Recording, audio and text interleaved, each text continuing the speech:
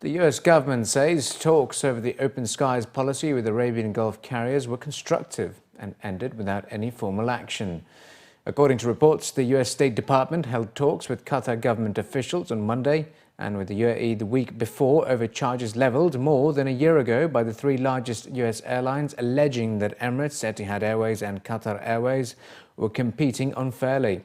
The State Department said, however, that while it looked seriously at the allegations, it has taken no formal action.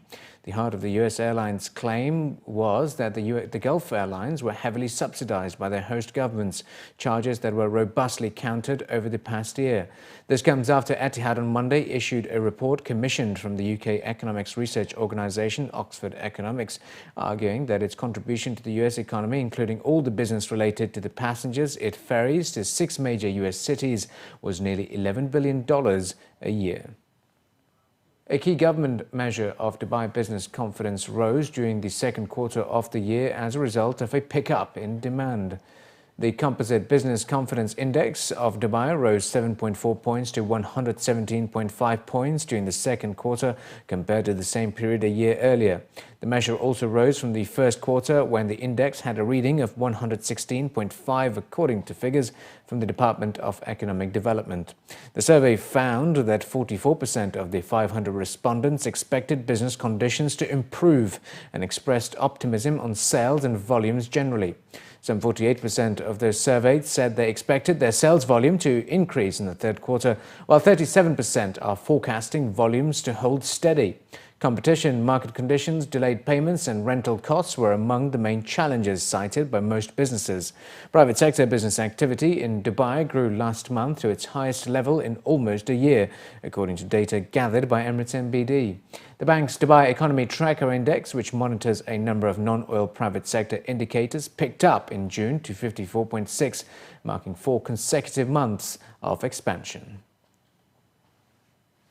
DP World is projecting improved performance at its container terminals in the second half of this year as it expands its operations in the UAE and internationally.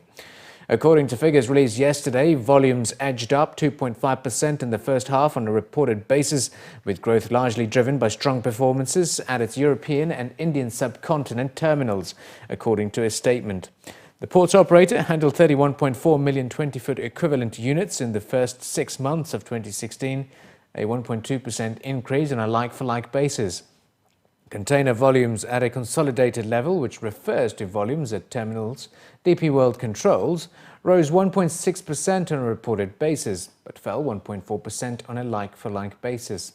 Growth in Australia and Latin America languished in the first half, while UAE volumes dipped 6% because of a drop in lower-margin cargo.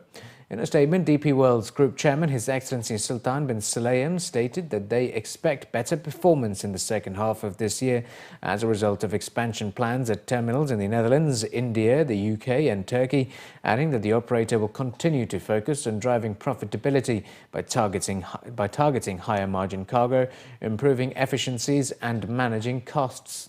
DP World plans to spend between $1.2 billion and $1.4 billion this year to expand its terminals in Jebel Ali in Dubai, the Economic Zone's World Free Zone in Jebel Ali, London Gateway in the UK and Prince Rupert in British Columbia, Canada.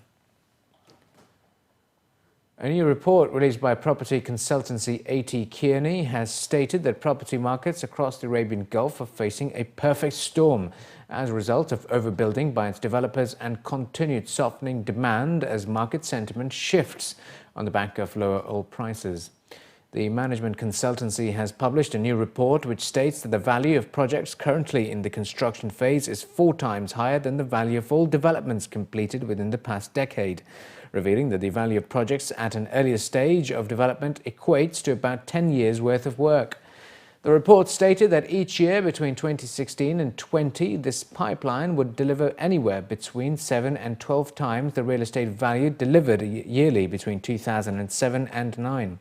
By December 2015, the GCC had $2 trillion worth of property projects in the pipeline, with property accounting for 70% of the construction sector's workload for this year and next. According to A.T. Kearney's report, this wave of new projects looks set to be delivered in a weaker market, with average GDP growth set to slow to about 3.2% between now and 2020, considerably below the 8% per year that was being achieved in the run-up to 2008. Analysts are predicting that the harsher environment faced by property companies in the UAE could dampen profits when the companies report second quarter results for 2016.